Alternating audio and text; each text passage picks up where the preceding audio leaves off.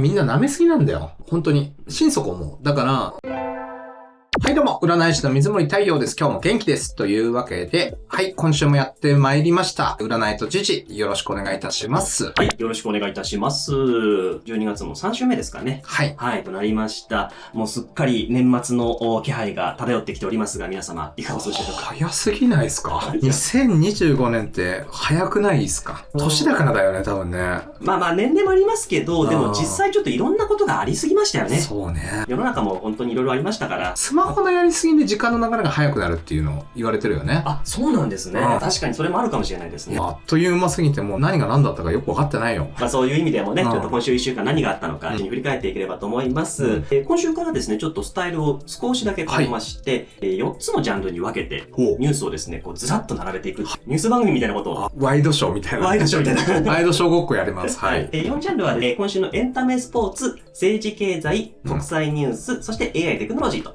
いう4ジャンルになっております。こちらをお届けしていきたいと思います。収録日は2025年12月16日火曜日、問題なければ12月18日の木曜日にアップされていると思います。はい、そして、できたらチャンネル登録、高評価、コメントなども、いただけたら幸いです。そして最後にお知らせがあるので、ぜひ最後までご視聴よろしくお願いいたします。はい、よろしくお願いします。それでは行きましょう。さあ、まずは今週のエンタメスポーツでございます。いろんなニュースがね、ずらっと水森さんの横に出ているんですけど、そんな感じです。まあ、注目ニュース、まず全部はね、ちょっと触れきれないので、まあ、パッと触れていくんですけども、まあ、まずは、粗品さんの辛口審査が話題になりました。ザ・ W。ちょっと見ましたよ、僕。あ、ご覧になりました。ちょっと僕まだ見てないんですけども、日本テレビさんで放映されております、女芸人No.1決定戦ザ・ W2025。ということで、まあ、お笑いコンビニッチェさんがね、9代目の女王に輝いたということなんですけども、霜降り明星粗品さんが初めての審査員ということなんですけども、まず、最初の段階でおもんないんで見てなかったと、ね、みたいなことをおっしゃってて、まあ、最終的にね、優勝がニッチェさん決まりましたと。粗品さん自身は、今野ブルマさんに投票してたんですけども、賞金1000万にしては、レベルの低い大会やったと思うと。でも面白い人も何組かいたし、最終決戦に残った3組の方もこれからもっと活躍してほしいということだったんですけども、出場されていらっしゃったエルフからは、本当にありがたいんですけど、W から出ていってくれませんか？迷惑なんですと反撃される一面もあった。延長マーケティングみたいなことで言ったら、アテンションっていうか、だからビューは取れたんじゃないかなっていう気はしますけどね。注目は集まるね、実際。僕、お笑いの素人だから。聞いたことある。お笑いの素人だから、まあ黙っとくにしますけど、お笑いに関しては。ただ、粗品さん、占いはね、一応やってるから占いで見たんですけど、あの人、ヤギ座にめちゃめちゃ集中してんのね。もうそこに今火星が入ってきてるでしょ、で、ちょうど水星の上に乗っかってくるみたいな、タイミングだから、まあ、言葉の問題、炎上とか出そうな時期なんですよ。ですか、絶火ってやつ、絶火ってやつ。で、そもそもヤギ座で太陽と天王星と海王星が重なってるから、カリスマ的なそういう現実的なことを言う人っていう感じの人なんですよ。そこに火星が来てもアクセル全開っていう感じになってるから、で、ボトの根で、今月もボトの根だから5年に1回くらいのバンってこう、復銀でね、なんか出ちゃうようなタイミングなんですよ。なるほどね。だから、まあ、どうなんだろう。吉本さんとか番組サイドがね、マーケティングとして良かったっていうのだったらいいのかなっていう感じだけど、ちょっといたたまれない気持ちで見てた。僕は今度ブルマさん好きだから別に、あんまりその評価とか、そんなに変わんなかったかもしれないんだけど、でもなんかね、ああいう組み立て方もあるよなって思うから、お笑いの、まあだからお笑いのこと喋んない方がいいよね。素人だからね。いろんな見方がね。いろんな組み立てあっていいんじゃないのとは思いながら見てたけどね。確かにね。これだけが正解っていうわけではないでしょうからね。どうしてもいろんなね、もともと視聴者の方からも、ちょっとあれどうなのみたいな意見があった中でも。確かに男性芸人の決定戦も、じゃあいるじゃないかとかあるもんね。いろいろありますからね。まあ難しいところではございますね。あとはそうですね。これすごかったですね。ブレイキングダウンのリュウさんがビンタで失神して、で、その後、一応ビンタで失神して、一応その瞬間は大丈夫だったんですけども、その後くも膜下出血になってしまったっていう。危ないよね。だって、不意打ちでしょ？そうですね。これがだから、煽りの時だよね。そうですね。だから、千葉喧嘩自慢の江口京さんが、フェイス2フェイスの時に不意打ちのビンタをバンとして、かないわ。一応ご本人のツイッターとかではね、謝罪の文章とかね、出てますし、本人と話し合ったというようなこともおっしゃってはいるんですけどもね。で、この江口さんは、朝倉未来 CEO の方から、2大会出場停止処分ということでございまして、ちょっとね、本当に今もう、緊急で運ばれて、ちょっと症状が悪化してしまっている状態ということなんで、本当ご無事であればなというふうには思います。いや、本当ですね。何にもないといいけど。で、溝口さん見てみました。ブレイキングダウンのそう。トップの。ね。そう。プライドすごく高そうだなとか、なんか美意識ありそうだなとか、すごく荒れ狂う人生なんだろうなっていうふうには思いました。取り扱ってるコンテンツもコンテンツですからね。そうですね。都市伝説とかで言ったらノーボーダーとかでおなじみかなとは思うんですけど、なんかすごいよなとは思います。で、この人、そもそもが、日食とかに生まれてるはずです。日食？そう、日食とかに生まれてて、この人いて座なんで、今月だから、そういう意味じゃ目立ちやすいっていう感じに出ているし、日食っていうことは新月なんですよ。新月のその反対側に、今、天王星がトランジットで来てるので、ちょうどね。だから、いろいろそういう事件とか事故とか、お騒がせなことどんどん起こるんだろうなと思います。しばらく続きますね。来年の春過ぎくらいまで天王星この辺うろうろずーっとしてるんで。じゃあちょっとブレイキングダウン自体にちょっともしかしたら何か。そうだし、まあ、すごい荒れるんでしょうね。いろいろね、ずっとね。まあちょっと、ね、なるべくこういう事故じゃないですけど、こういうのはない方がね、いいなと思いますけど。そうですよね。普通にやっちゃダメだよとは思いましたけどね。まあ事故と言いますと、ちょうど今日入ってきたニュースでプロフィギュアスケーターの、織田信成さん。運転中に接触事故を起こしちゃったっていう、X を更新されてまして、まあ昨日運転してた車両が渋滞中の徐行状況下で接触事故を起こした。だからスピード出してとかじゃなくって、徐行運転してる最中にちょっと間違って、コンと。やっちゃったんだ。やっちゃったということで、ちゃんと警察とも、そう、連絡して、ね、私の不注意のもので、深く反省しておりますということではあったんですけど。すごい昔もなかったっけね。そう、2007年に、当時は、だからバイクに、ね、お酒飲んで、そうだ。そう。で、まあお酒ももう抜けたと思って運転してたんだけども、実際にはまあ入ってたというところで、酒気帯び運転でっていうのがありました。そうっすよね。どうなんですかね、その時の感じと近いのか、またこれは別なのかっていう。火星と今回スクエアにはなってるかなとは思いますけどね。で、2007だよね。2007ですね。これもね、火星はネータルの火星とか重なってるから、月の位置がほら生まれた時間わかんないからわかんないけど、これ絡んでるような気するな。だからもともと事故とか起きやすい人じゃないかなとは思うよ。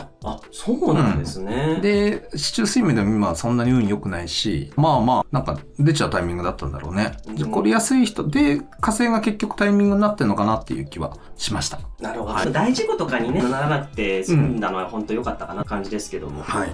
あとは大事故というか、なんか大騒ぎになってるのは室井佑月さんの件ですかね。そうね。米山さんか。米山さんね、ご主人となんですけども、結局その6日に血尿が出て、で、受診したら、尿管結石だと。で、緊急入院になってそこから手術。ということで、無事ではあったんだけども、その間も、米山さんがずーっと、要するにレスバしてたと。そう。話題上げたくないですもん。怖くて。素人を訴えたりするでしょ？だから、なんだろうな。国会議員としての活動はね、きっとされて、いますし。そうですね。ね、米山議員から見てすごい失礼な言動とかね、多分、されてるからそれと戦っちゃうんだろうなとは思いますけど。ご自身の中できっとね、やっぱり思うところといいますか、きちんとやっていきたいからこそっていうところなんでしょうね。だけど、そこ、僕が怖いと思うようなポイントで、そうだよって言いたいんでしょうね。難しいですね。ね、どっちかっていうと僕は、米山さん売れにくいね。難しいですね。怖いじゃないですか。だから怖いって思ってるんですよ。このくらいでも、開示請求とかするんだ、みたいな、なんかね、っていう、個人の感想です。あくまでね。で、ちょっと今回ね、言ってみれば、ご自身が大変な中で、そういう X での、いうことっていうのがやっぱりちょっと、そうだよね。室井さんとしては、やっぱりちょっと納得いかず、もう離婚してくださいと。そうだよね。いうことで、ちょっと SNS でそういったことが今、話題になってると。お二人どうなんですかこれ。いや、相性見たんだけど、そんなに悪くはないだろうと。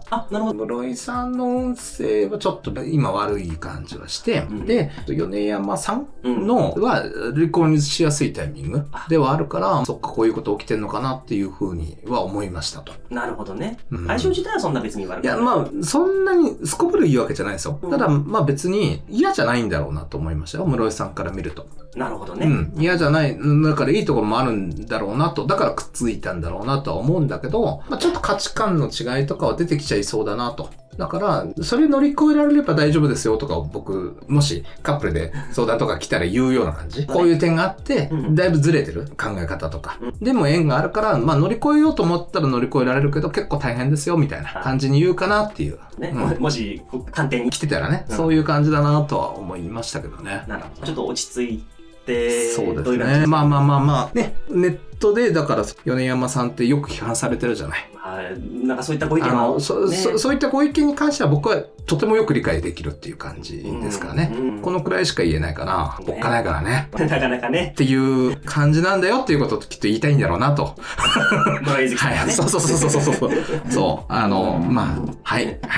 それも、妻が入院中にみたいな、そういう話だよね。ですよね。納得しかないですけどね。はい。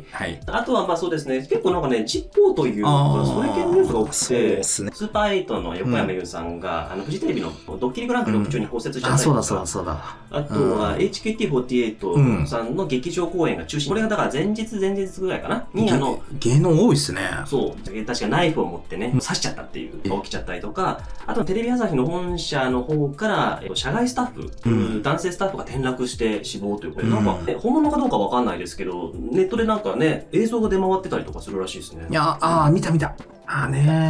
ちょっと、なんとも言えなかった。確かに陰謀論とか出てきちゃうような映像だったよ。いや、ゾッとしたし、この辺なんとも言えないな。だから今、これから多分ね、1ヶ月くらい増えますよ。だから金星と太陽と火星がしばらく並走していくっていう感じで。なるほどね。ちょっと。メディア関係のなんか、こう、明るみになってくるようなのって出てくると思うし、逆に僕、11月の末くらいからまあ前後の期間っていうのは、ちょっと言論がどうのとかって別な動画で言ってると思うんですけど、そちらの動画で出てることが出てるかなって思ってます。はい。ここでは言わないです。言わないです。はい。ということで、ちょっといろいろございました。今週のエンタメスポーツでございました。さあ、続いていきましょう。今週の政治経済でございます。今週の政治経済としてはいろいろございましたが、例えば補正予算案18兆3000億円規模が参院予算委員会で可決。で、その流れで自民と維新が話を通そうとしてた議員定数削減法案なんですけども、ちょっとこれは今国会では成立しなさそう。あとは給食の無償化は国の全額負担とかね、これすごいですね。量増やしてあげてほしいけどね。確かにね。やっぱり栄養がね、大事ですからね。今すごい少ないんだよ。そんなになんですか？多分画像とか検索したらびっくりするよ。もうなんかね、すげえ悲しい気持ちになる。増やしてほしいですね。それからあと外国人による重要な土地の取引、法人も空席登録義務化へというようなニュースもございましたが、そんな中でちょっと気になるニュースが、これ中国、ロシア両軍の爆撃機が東京方面へ来てたということで、これちょっととんでもないニュースじゃないですか、これ。そうね。だから、なんとも言えないんだよな、この辺ね。一応ニュースサイトではね、沖縄本島宮古島間を抜けて太平洋まで共同飛行した際に、太平洋に出た後に東京方面へ向かうっていう異例のルートと。本来そういうルートって向こうとしては取ってなかったのを異例のルートを取ってきたと。で、これが中国軍機としては核巡航ミサイル搭載可能な改良型の戦略爆撃機だということで、これは中国とロシアの連携での威嚇じゃないかということで日本政府が警戒を強めていると。で、それに対して海上自衛隊は、それに対してかわからないですけれども、海上自衛隊は12日に海上自衛隊の護衛艦の秋月とアメリカ海軍の原子力空母ジョージ・ワシントン、イージス駆逐艦デューイが関東南方の太平洋上で8日から11日に共同訓練を行ったと。これは中国に対する日米の連携を示す狙いがあるんじゃないかということで、結構、なんと言いますか、やっぱり国際情勢ヒリヒリしてる感じ。そうですね。だから、12月の予言みたいな動画で僕話してるよね。話してますね。だから、米中のそういう緊張感とかは、増していくみたいな話とか、あと、そうか、海外のニュースとかになるんだけれども、海外情勢がその後出てくるみたいな感じとか、話してるよね、一応ね。だから、それが出ているかなとは個人的には思っていますと。いろんな噂というかがあって、中国の人って例えば帰化してたとしてもとかなんか日本に来てたとしても中国の政府に従うみたいな法律があるんだよね。国防動員法だっけ？で、わかんないけど政府の指示が見れるようなアプリですよみたいなのがね。そういう話はちょっと耳にしましたけどね。そういうのを今なんか配ってるみたいな話とか。あとはいろんな話があるけど、あんまり言わない方がいいんじゃないかな。俺消されたくないし。あくまで占いと時事をね。そうだよね。だから、みんなそれなりに警戒してくださいねとは思いますね。別にね、煽られて、なんていうのかな、空騒ぎになっちゃうかもしれないけど、僕はいろいろ準備しといた方がいいって思う派です。はい。そうですね。何事においても準備はね、して困るということはないですからね。ということで、今週の政治経済ニュース、こんなところでございます。さあ、続いては今週の国際情勢。今回ちょっと4つほどね、ピックアップしておりますけども、パンダがね、中国に返還されるところで1月の段階でね、返還がもう決まりまして、今本当にね、たくさんのお客さんが来てるということで、自由観覧から抽選みたいな形にちょっとしていくよと、応募制にしていくよですとか、あとはフィンランドの方で、ミスフィンランドとかが、釣り目、いわゆるアジアの人をね、に対する蔑視になってしまうような、あれをちょっとツイッターの方にアカウントを更新して、その後、国会議員とかもそれを投稿してみたので、なかなか大変なことになってますよ、というような話もございました。そんな中ですけども、これすごいですね。タイとカンボジアの軍事衝突が拡大していると。7日にですね、国境地帯で再燃した戦闘、もともとね、タイとカンボジア緊張状態であったんですけども、これが再燃していると。15日に国境に接してない北西部、シエムレアプ州スレイナスナム付近が、タイ軍による空爆を受けたと。戦争だよね。もう戦争ですね。国境から直接距離で数十キロぐらい。なんだろうな、なんか、ニュースって偏ってないこのニュースも僕ちょっと調べるの大変だったんですよ。なかなかちょっと分かりやすくピックアップしてるところがなかなか見つからなくって、なんかもうちょっとこれ日本でも取り上げてほしいなとは思いましたね。ような気するけどね。なんか、まあだから国際情勢がって言ってるけど、まあそんな感じに、ね、どこに焦点を見てニュースを見るかっていうか、結構大事だと僕は思いますけどね。嫌なニュースばかり見たくないっていう人もいるでしょうけど。ありますね。嫌なニュースといえば、その次のね、並んでるこのオーストラリア、シドニー近郊のビーチで銃撃があったというのが14日ですね。これが、被害者が11人、容疑者1名も死亡で、トータル12人が死亡と。で、もう1人の容疑者を含めて約30人が負傷したと。いうことで、当時はビーチでユダヤ教の祭り、ハヌカを祝うイベントが行われていて、数百人がいたということだそうです。で、容疑者が現場付近に止めた車両からは、過激派組織、イスラム国、IS ですね、の手製の旗2本を押収したということで、ただこれが本当にその IS のものなのか、まあそうじゃないのかっていうのはまだわからないというところで、いやーなんか、あっちこっちでちょっと。そうだね。だから、金星と火星が、まあまあ重なると、今度ヤギ座に行くんだよね。だからお金系かなとは思うんだけど、こういう劇場型っぽいニュースは増えるような気はするけどね、年末年始ね。なるほど。しばらく並走して、来月の7日とか8日あたりが、木星とちょうど反対になるから。1月7日8日。そう。だからしばらくはこういう感じに、国際的に目立つニュースっていうのが増える時期にいよいよ入ってきたなぁとは思って見てるけどね。なるほどね。今は射手座的ですよ。割とね。で、だんだんちょっとヤギ座っぽくなってくっていう感じかな。まあね、なんか IS とユダヤか、みたいな。ね、なんかいろいろ考えさせられますね。ね、まあ実際ちょっとね、情報がどうなのかわからないですけども、引き続きちょっとこういったニュース入ってきたら、ちょっとね、ちょっと注目したいところではございます。はい。はい。ということで、今週の国際情勢でございました。ラストでございます。今週の AI テクノロジー。うちのね、チャンネルの視聴者さん、結構AI とか。僕が好きで話題に出すからね。そういう方が見てくださってますので。でも、この中で一番ちょっと大きいところとしては、どうでしょうね。やっぱりオープン AI の5点に。触った。これが12月の12日ですね。公式ツイッターの方で最新 AI モデル点2の提供開始を発表と。44職種の知的労働タスクで人間の専門家を 70.9% 上回る性能を実現し、AI 業界に再び賞金を走っている。そう。いうことでございまして、まあ、この間ね、Google Gemini 3に対抗して、社内でコードレッド、緊急事態出したよっていう話がありましたけど、そこからの 5.2 ということで、これ今後どうなっていくんだろうっていうね。触ってみたけど結構いいし、本当にトークン数要は、ジェミニが何がメリットって100万トークンがあるからさ、本何冊かじゃないけど、結構本一冊ベコンみたいにこう入っちゃうんだよね。そうですね。で、吐き出せるみたいなのあるじゃないですか。でそこが強くて、いよいよいろんな機能もね、チャット GPT に勝ってきたぞっていうところだったっていう感じなんだけど、やっぱね、汎用性みたいな意味だと何でもできるみたいな感じで、使いやすくはあるよなって。足りなかったトークンも埋まってきたし、あとは嘘もあんまり言わなくなってきてるし、確実に進化してるなとは思います。いわゆるハルシネーションって、ね。そう、減ってきてるんですよ。だから AI は嘘を言うからみたいに言ってたけど、だんだん減ってきてるからねと。あっという間だよね、進化ね。そうですね。この間のね、地震津波の時にね、Google の AI まとめが思いっきり誤情報を流してってみたいなのもあるんで、どうしても世間の印象とはしてはね。それ Google でしょ？だから、そのリサーチはやっぱりね、Google じゃないんだよ。GPT だったりするんですよ。触ってみるといろいろわかりますよ。で、有料で触らないとわかんないんだけど、いろいろわかりますよ。だから、なんかソフトウェアとか、なんかそういうのを作ったりとか、文章とか、だったらやっぱりどっちかっていうと、クロードとかっていう感じするし、ジェミニはまあナノバナナついてるからね、画像生成とかとてもいいし、あと文章も GPT よりは日本語強いかなっていう感じはしますけどね。なるほどね。で、仕事全般に使えるのは GPT かなっていう感じ。ほんと汎用性っていう感じ。あとはおしゃべり相手として音声でほらできたりするじゃないですか。あ、なるほどね。うん。だから、それでね、多分占いに相談してた人も GPT に相談してる人、徐々に増えてきてるんじゃないかなとは思いますけどね。我々大変ですね、そしたらね。GPT ではできないところが、できる人は大丈夫ですよ。なるほど。だけど、できない人も多いだろうなってちょっと思ったり。だんだんそうなると思いますよ、僕は。なるほどね。うんまあちょっとね、追い抜かれないようじゃないですけどもね。協業していけばいいんだと思いますけどね。なるほどね。うんで、そんな中でね、ディズニーはオープン AI に1550億円の出資。逆にね。そう、ね、訴訟して、ディズニーオプトアウトをね、使うなって、空で出すんじゃないって言ってて、訴訟してなんだかんだ言ってた結果、最終的に空でミッキーマウスなどの動画も生成可能になると。で、1550億円出しますということになってるということですからね。その代わりだから利益が入るようにするのか。まあそうでしょうね。その方が得だって判断したんだね。うん。そうなっちゃうよね。日本なんかもう別にね、勝手にジブリとか出てくるし。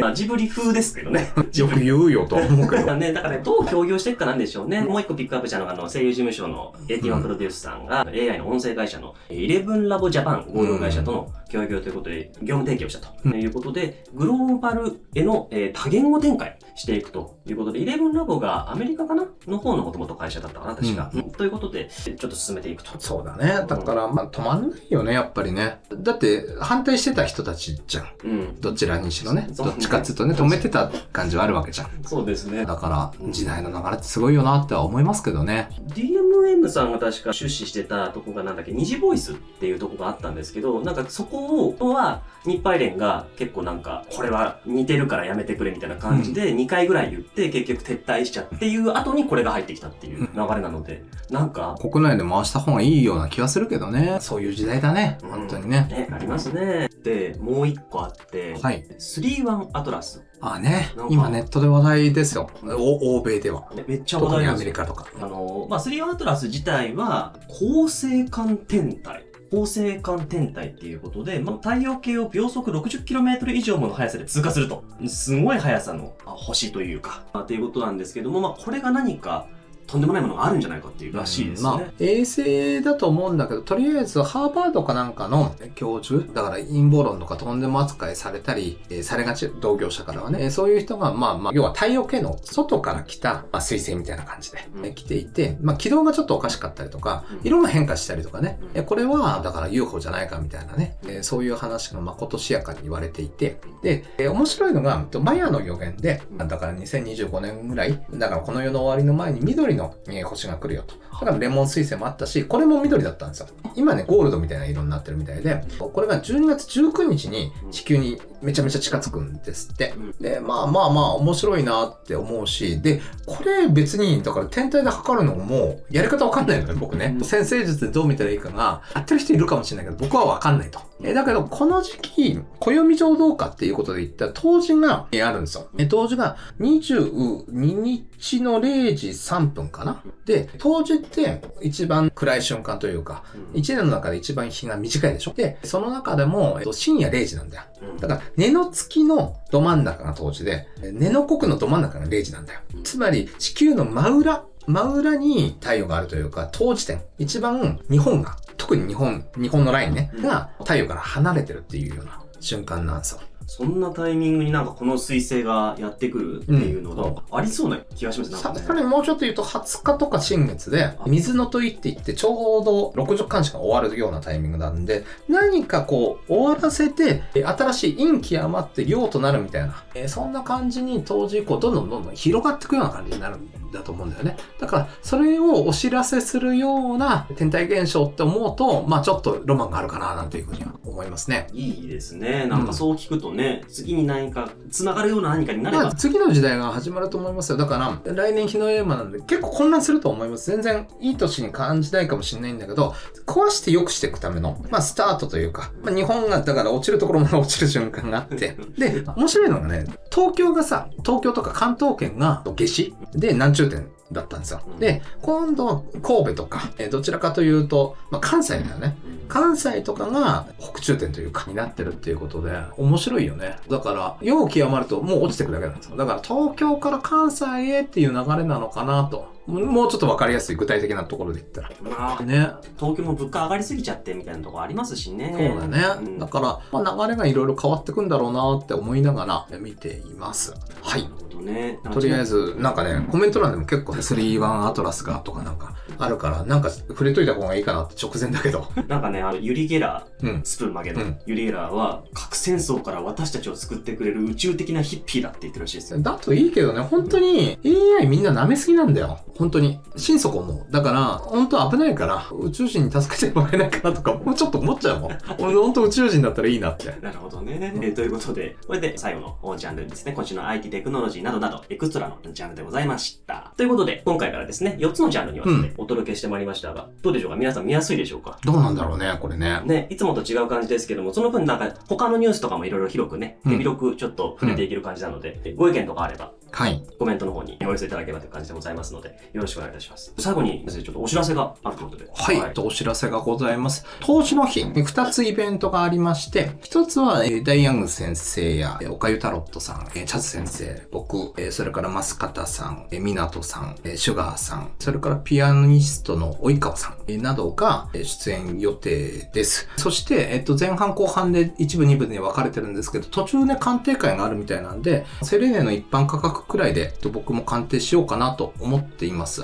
普段よりちょっとお安くできるので、もし来られた方はぜひ、よろしくお願いいたします。それから、もう一つ、リーディングマラソンというオンラインのイベントに、うちのムクル先生が出ておりまして、4時半頃かな、出演予定だったと思います。そちらもぜひご視聴いただけたらな、なんていうふうに思います。それから、都市伝説とかね、オカルトだととても有名なムーっていう雑誌で、僕とチャズ先生がイベントの取材を、新田なめこさんから受けてて、漫画に僕らがなっていると。まさか、新さんなめこ先生の絵柄で2人を見るとは思いませんでした、僕。ね、ちょうど真ん中あたりにあるんで、もしムーを買った方はぜひ見てみてください。ちょっと嬉しい。あとは、年末年始いろんな動画がアップされます。よかったら見て拡散してみてください。年運の動画とかいろいろあります。それから、この動画は池袋占い会セレーネで提供しております。池袋でお店やってますし、オンライン占いセレーネなんかもやってるので、もしできたらご利用ください。そして何よりも一番大事なことです。チャンネル登録、高評価、コメント、ハイプなどできたらご協力いただけると幸いです。それでは最後までご視聴ありがとうございました。また来週。